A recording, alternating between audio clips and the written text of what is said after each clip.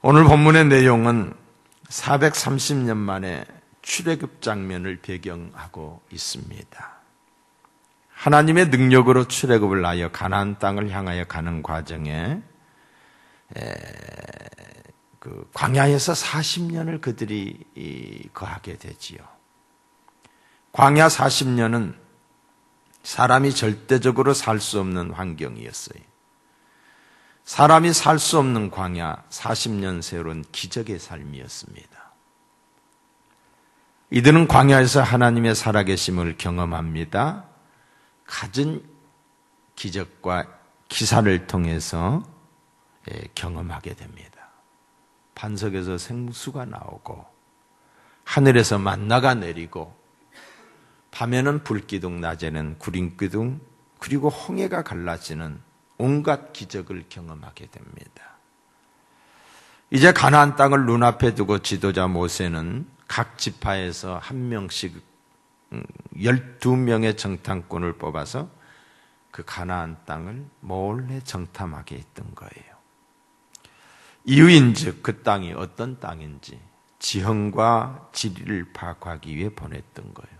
40일 동안 그들이 두루 다니면서 그 땅을 탐지했던 거지요. 오늘 본문의 말씀은 12명의 정탐꾼들이 가나안 땅을 보고 와서 보고하는 장면입니다. 먼저 10명의 사람들이 보고합니다. 보고인즉 한마디로 불가능하다는 거예요. 안 된다는 것입니다. 우리의 힘, 우리의 병력으로는 그 땅을 정복할 수 없습니다. 그러므로 포기해야 됩니다. 결론은 안 된다는 거였어요. 이어서 다른 2명, 여호수아와 갈렙이 보고를 합니다. 너무 좋은 땅이라고, 하나님이 주신 땅이라고, 할 수 있다라고, 포기하기에는 너무 좋은 하나님이 약속하신 땅입니다 라고 이렇게 보고를 하는 거예요. 이들이 보았던 것은 똑같은 환경, 똑같은 땅을 다녀왔습니다. 똑같은 산과들 그리고 사람들을 보았습니다. 그러나 이들이 보고 느낀 점은 전혀 달랐다는 거예요. 10명은 안 된다, 할 수 없습니다, 포기하자, 돌아가자 였던 것이고, 그리고 2명은 할 수 있다, 해보자, 하면 된다, 긍정적인 반응을 보였던 거예요. 똑같이 보았지만은 이걸 가리켜서 우리는 시각차라고 말할 수가 있습니다. 똑같은 상황인데 어쩌면 그리 다르게 말하고 다르게 보는지 모르겠어요. 이런 이야기가 있습니다. 어떤 어머니에게 2 아들이 있었어요. 한 아들은 우산 장사를 하는 아들이고 또 한 아들은 남학신을 파는 아들이에요. 이 어머니는 얼굴에서 근심이 떠날 날이 없는 거예요. 왜? 비 오는 날이면은 우산 장사하는 남학신 장사한 아들이 공치는 날이다라고 생각하면서 근심하고, 또 날이 좋은 날이면은 우산 장사하는 아들을 생각하면 아이고 내 아들은 오늘 하루 또 공치는 날이겠구나 하면서 근심 걱정을 하는 거예요. 하루도 그 얼굴에서 근심 걱정이 떠나질 않아요. 보다 못한 이웃집에 지혜로운 사람이 이렇게 충고를 했습니다. 어머니, 왜 그렇게만 생각하세요? 비 오는 날이면 우산 장사하는 아들을 생각하세요. 날이 맑으면 남학신 장사하는 아들을 생각하면 안 돼요? 그날 돈 버는 날 아니에요. 생각을 해보니까 그렇거든요. 그때부터 그의 삶이 달라졌다는 이야기입니다.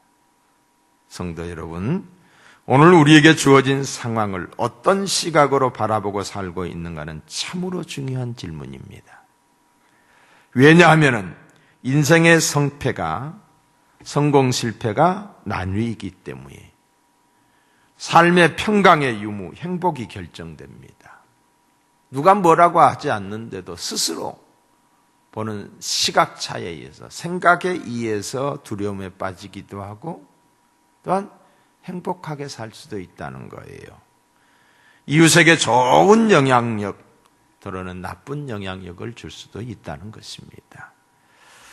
10명의 정탐꾼들의 보고인즉 불가능하다라고 했는데 그 원인이 무엇입니까? 그 원인이 오늘 14장 11절에 보면은 여호와께서 모세에게 이르시되 이 백성이 어느 때까지 나를 멸시하겠느냐? 내가 그들 중에 모든 이적을 행한 것도 생각하지 아니하고 어느 때까지 나를 믿지 아니하겠느냐? 믿지 않았기 때문에, 믿음이 없었기 때문에 큰 기사와 이적, 어쩌면 광야의 삶 자체가 기적이었어요. 그렇게 살았으면서도 하나님을 믿지 않았다는 거지요. 하나님의 역사로 출애굽 구원을 받았고 하나님의 기적 속에 살았으면서도 오늘 어려움이 이 일이 내 앞에 닥치니까 하나님을 저버리고 문제만 바라보고 낙심하고 있습니다. 눈앞에 닥친 어려운 일 앞에서 하나님의 능력을 믿는 믿음이 삶에 적용되지 못한 거지요. 하나님을 믿는 믿음이 삶에 적용되지 않았다는 거예요. 사랑하는 성도 여러분, 우리는 어떻습니까? 믿습니다, 믿습니다, 하나님을 믿습니다라고 하면서도 오늘 내 눈앞에 삶의 현장에 막상 어려운 문제가 생기고 일이 생기니까 믿음으로 대응하지 못하고 힘없이 무너져 버린 모습, 믿음으로 환경을 이기지 못해요. 신앙으로 어려운 장애물을 뛰어넘지 못한다는 것이지요. 믿음이 이기네, 믿음이 이기네, 이런 찬송이 있잖아요. 믿음이 답인데 믿음으로 반응하지 않는다는 거예요. 믿음이 있는 것 같으나 믿음이 없는 사람들, 이것을 신앙인의 불신앙이라고 부를 수 있고 연약성이라고 말할 수가 있습니다. 의식의 밑바탕에 하나님에 대한 의식이 살아있기는 하지만은 의식의 밑바탕에 하나님을 인정하지 않는 것은 아니에요. 있지만은 눈앞에 있는 어려움 앞에서 하나님을 찾지 않고 믿음을 보이지 못하는 사람들, 이게 이스라엘 백성의 비극이요, 오늘 우리의 모습이 아닌가. 조그마한 문제 앞에서도 믿음으로 반응하지 않는다는 거예요. 하나님으로 해석하지 않고 하나님을 바라보지 않는다는 거예요. 10명의 태도와는 전혀 다른 여호수아와 갈렙을 보세요. 이들은 할 수 없다고 하는, 안 된다고 하는 이들의 보고를 들으며 흥분하고 있습니다. 왜 안 되느냐고, 아니라고, 무슨 소리를 그렇게 하느냐라고, 할 수 있다라고, 가능하다라고, 해볼만 합니다. 승리할 수 있습니다. 왜? 하나님이 우리와 함께 하시기 때문입니다. 무엇이 이 두 사람으로 하여금 가능성과 용기, 담대함과 확신을 이들의 삶 속에 불어넣었을까요? 오늘 우리에게 이것이 필요합니다. 오늘 우리에게도 이것이 필요해요. 14장 6절로 9절의 말씀을 보시면은 그 땅을 탐지한 자 중 눈의 아들 여호수아와 여분의 아들 갈렙이 그 옷을 찢고 이스라엘 자손의 온 회중에서 일러 가로되 우리가 두루 다니며 탐지한 땅은 심히 아름다운 땅이라. 여호와께서 우리를 기뻐하시면 우리를 그 땅으로 인도하여 들이시고 그 땅을 우리에게 주시리라 하시니라. 주시리라. 이는 과연 젖과 꿀이 흐르는 땅이니라. 오직 여호와를 거역하지 말라. 또 그 백성을 두려워하지 말라. 그들은 우리의 밥이라. 그들의 보호자는 그들에게서 떠났고 여호와는 우리와 함께 하시느니라. 이들에게 자신감과 용기, 담대함과 확신의 비결이 다름 아닌 신앙이었던 거예요. 신앙, 믿음의 눈, 하나님을 향한 신뢰심이었습니다. 신앙인이 아니었을 때 우리는 내 눈만 믿고 내 눈에 보이는 대로 살았지요. 그러나 거듭나는 순간, 예수 그리스도를 내 구주로 고백하는 순간, 성령님이 내 안에 내주하는 순간부터 하나님의 눈을 갖기 시작했어요. 믿음의 눈으로 세상을 보게 됐다는 거지요. 하나님의 안목을 갖게 되었던 것입니다. 하나님을 믿는 신앙생활은 믿음으로 사는 것인 줄로 믿습니다. 믿음으로 산다라고 하는 것은 믿음의 눈으로 본다는 거예요. 믿음의 눈으로 보면 달라져요. 안 되는 것이 가능해집니다. 불신앙의 눈으로 보면 못 사는 땅이지만은 신앙의 눈으로 보니 가능한 것이지요. 성경은 이렇게 말합니다. 할 수 있거든이 무슨 말이냐? 믿는 자들에게는 능치 못함이 없느니라.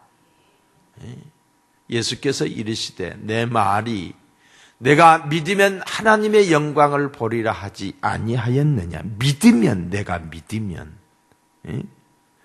성도 여러분, 신앙생활이란 믿음의 눈으로 살아가는 것입니다. 우리는 믿음의 눈을 가지고 하나님을 보고 축복을 바라보며 또한 천국을 바라보는 자들입니다. 믿음은 바라는 것들의 실상이요 보지 못하는 것들의 증거니라 라고 했어요.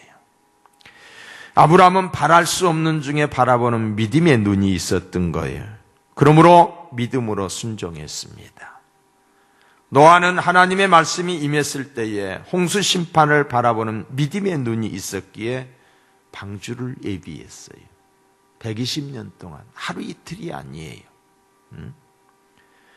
다니엘은 사자굴 속에서 하나님의 도우시는 믿음의 눈이 있었어요. 그러므로 그는 사자굴 속에서도 두렵지 않았던 것입니다. 스데반은 돌에 맞아 죽어가면서도 천국을 바라보는 눈이 있었기 때문에 중보의 기도를 드릴 수 있었던 것입니다. 여호수아와 갈렙은 이렇게 말합니다. 하나님이 우리를 기뻐하시면은, 하나님이 우리와 함께 하시면은, 하나님이 우리를 축복하시면은 이것이 믿음의 눈으로 바라보는 시각인 줄로 믿습니다. 사랑하는 성도 여러분, 범사에 하나님을 앞세우는 신앙의 눈이 열리시기를 축복합니다. 하나님은 우리의 인생에 있어서 더하기입니다. 더하기. 하나님을 인정하면 하나님이 더해 주시는 거예요. 십자가 역시 더하기 표입니다.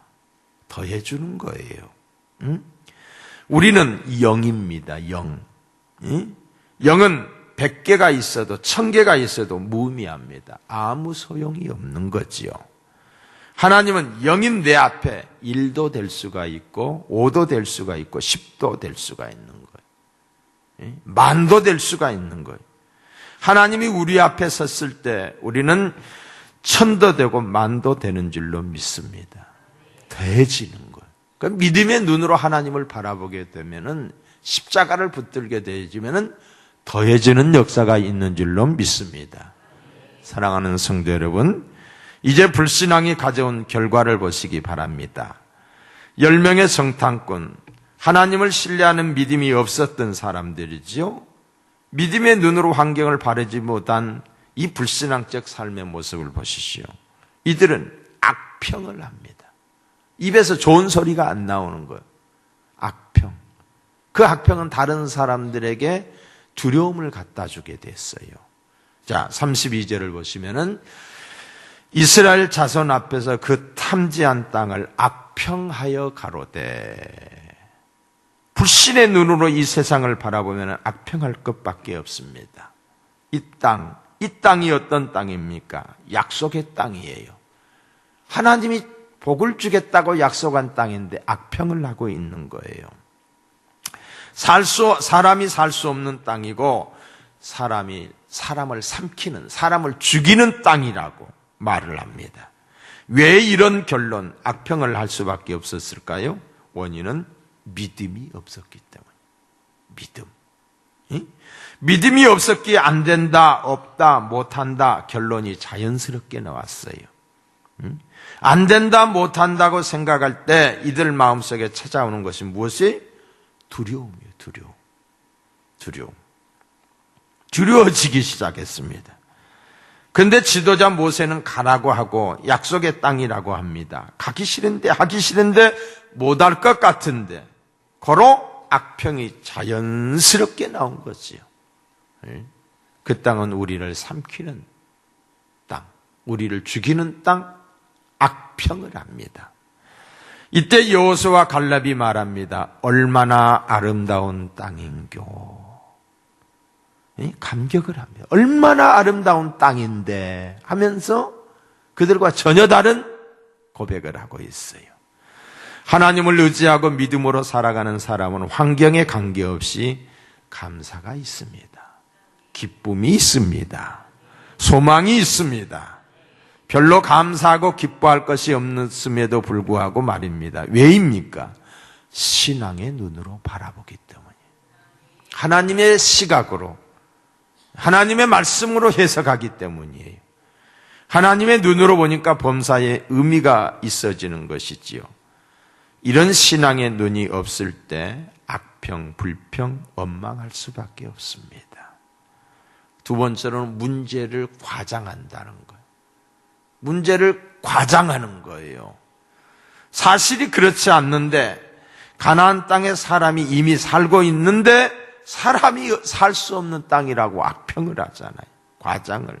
여러분, 우리는 왜 때때로 문제를 과장합니까?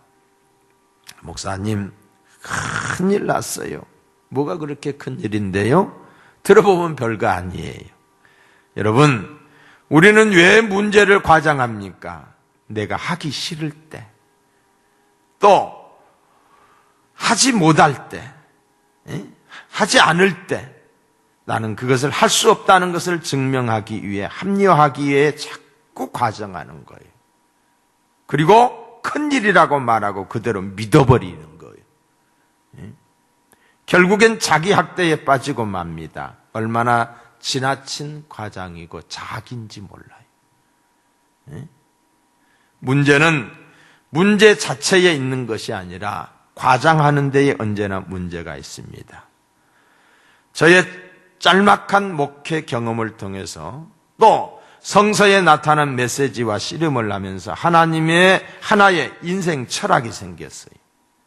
그것은 큰일이 생겼다고, 문제가 생겼다고 말하는 성도들에게 이런 말을 한다는 겁니다. 성도님, 문제를 문제시하면 정말 문제가 됩니다. 문제를 문제시하. 여러분, 문제 없는 인생이 어디 있어요? 인생은 문제풀이야. 이거 끝나면 저것이 생겨지고, 이거 하면 저것이 해야 되고. 저도 목회를 하면서 저는 나를 괴롭게 하는 문제가 있어. 내가 괴롭힘을 당하지 않아요. 문제 자체를 저는 즐기고 있으니까. 이거 하면 또 저거 해야 되고, 또 저거 해야 되고, 계속해서 문제풀이. 문제의 연속이에요. 그러나, 아무리 큰 문제라 하더라도, 문제시하지 아니하면 문제가 전혀 문제가 되지 않는 거예요. 문제가 문제되지 않는 거예요. 문제를 문제로 보지 마세요. 문제를 문제로 보면 문제가 되는 거예요. 문제로 보지 않고 내가 해야 될 일이다. 이것도 지나가리라. 다 지나가게 돼 있어요. 다 지나가게 돼 있어요. 오늘 속상한 것이 끝나버리는 것이 아니라 그 지나가요. 좀 이따 생각하면 참, 그때 내가 왜 그랬지? 지나갑니다. 문제를 문제시하는 것이 문제가 되는 거예요. 우리는 때로 그 문제를 너무 확대하고 과장하기 시작합니다. 하나님 없이 문제를 보면서 우리는 비틀거리기 시작합니다. 그리고 시도하기도 전에 포기해버립니다. 이것이 당시 이스라엘 백성들의 불행이었고 비극이었습니다. 마침내 그들은 적과 꿀이르는 땅을 눈앞에 두고도 그 땅에 들어가 복을 받지 못하게 된 거예요. 그 땅을 보지 못하고 다 여호수아와 갈렙 제하고 모두가 다 광야에 싸늘한 시체가 됐어요. 여러분, 똑같은 비극이 오늘 저와 여러분의 삶에도 계속되고 있습니다. 아무리 큰 문제라도 하나님이 함께 하시면 능치 못함이 없음을 믿으시기 바랍니다. 문제보다 크신 하나님을 바라보고 믿음의 고백을 하시기를 바랍니다. 안 돼. 나는 안 돼. 나는 못해. 소망이 없어. 이제는 끝났어. 틀렸어. 문제에 빠진 사람들이, 문제에 눌려버린 사람들이, 하나님이 우리 편인데, 하나님이와 함께 하는데, 하나님이 도우실 거야. 문제보다 크신 하나님을 바라보시기 바랍니다. 어떤 문제도 그 문제가 건강의 문제일 수도 있어요. 가시껏 뭐 죽으면 천국 가지. 이런 마음 가지면 되는 거예요. 14장 8절의 말씀을 보시면은 하나님이 우리를 기뻐하시면 우리를 그 땅으로 인도하여 들이시고 그 땅을 우리에게 주시리라. 문제 앞에서 악평하고 과장하며 또 낙심, 절망, 자학하는 가운데 있는 이들에게 하신 말씀입니다. 하나님이 우리를 기뻐하시면은 우리를 그 땅으로 인도하여 들이시고 그 땅을 우리에게 주시리라. 할렐루야. 우리가 하나님을 기쁘시게 하는 게 뭐예요? 믿음이에요. 믿음. 믿음이 없이는 하나님을 기쁘시게 못하나니 하나님께 나아가는 자는 반드시 그가 계신 것과, 할렐루야. 하나님을 인정하는 거예요. 문제 앞에서 하나님의 도우심을 구하고 하나님을 바라보는 거예요. 이게 하나님을 기쁘시게 하는 거예요. 문제의 길을 열어주시는 줄로 믿습니다. 온전히 하나님을 의지하고 맡길 때 하나님이 기뻐하시고 인도하여 주신다는 겁니다. 다윗이 하나님의 마음에 합한 자가 될 수 있었던 것은 골리앗이라고 하는 문제 앞에서도 하나님을 의지했기 때문이에요. 이것이 하나님을 기쁘게 했던 거예요. 다른 사람들은 다 벌벌 떨고 있는데 다윗만큼은 하나님을 의지하고 큰 소리를 칠 수 있었던 거예요. 이게 하나님 보시기에 기쁨이었어요. 사울의 군대에 쫓기면서도 하나님의 절대 주권을 의지했기 때문입니다. 그래서 그는 이렇게 말합니다. 나의 힘이 되신 여호와여, 내가 주님을 사랑합니다. 여호와는 나의 목자이시니 내게 부족함이 없으리로다 라고 하는 믿음의 고백이 있었던 거예요. 믿음의 고백. 믿음을 고백하시기 바랍니다. 우리가 하나님을 온전히 신뢰할 때 하나님은 이제 우리의 신뢰가, 그분을 향한 우리의 신뢰가 옳았다는 것을, 잘했다는 것을 증명해 주기 위해서 우리의 삶의 현장 속에 하나님이 들어오십니다. 그 하나님이 어떤 하나님이? 전능하신 하나님, 능력의 하나님. 그래서 그분의 전능하심과 능력이 우리의 삶 속에 나타나는 줄로 믿습니다. 역사하시고 응답하시고 축복하시고 인도하시는 줄로 믿습니다. 사랑하는 성도 여러분, 범사에 있어 믿음으로 행하시는 저와 여러분이 되기를 축복합니다. 오직 믿음, 오직 믿음으로 사함받고 고침받고 축복받고 인도받고 보호받고 쓰임받고 사랑받고 위로받아요. 할렐루야. 믿음이 있는 곳에 하나님이 역사하시, 주의 평강이 임하는, 하나님의 영광을 보게 돼. 내 믿음대로 될지어다. 내 믿음이 너를 구원하였느니라. 할렐루야. 이 믿음의 역사가 오늘 이제 금년 2015년 믿음으로 사는 저와 여러분 되시기를 주의 이름으로 축복합니다.